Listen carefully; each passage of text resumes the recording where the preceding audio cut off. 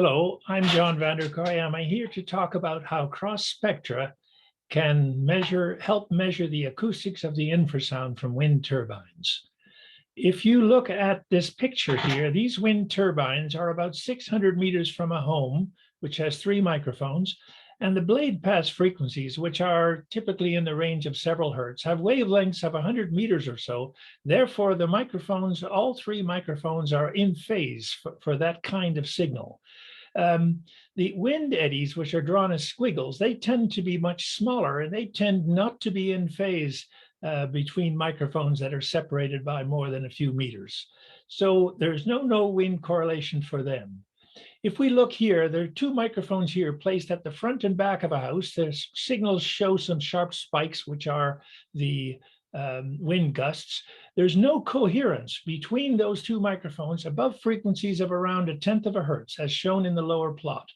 And that means that the blade pass frequencies will have no cross correlation, will have no wind energy in the cross correlation, or the cross spectra as well. The energy of the wind is largely at very low frequencies, as you can see in the spectra here shown. We won't talk much about the mathematics of these things, except to say that the cross spectrum, the average cross spectrum GXY, can be related to the power spectrum of the acoustics from the wind turbine, rejecting the wind noise. Also, the cross spectrum with an interior microphone can also give a measure of the frequency-dependent transmissibility of the home.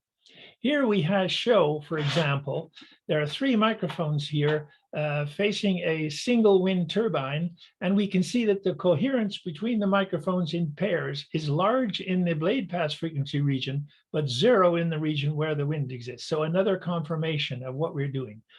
The output from this thing shows a wonderful acoustic pulse.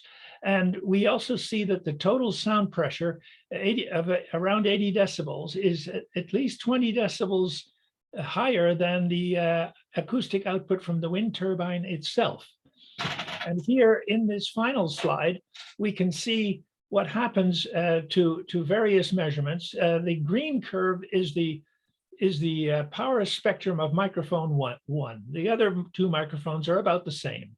When we do the cross spectra, in pairs, we get the brown, the blue and the red curves, and we can see that there's a great reduction in the energy in the region of where the wind noise is down here. The blade pass frequencies here, there is some reduction in signal there too, because there were some wind noises there.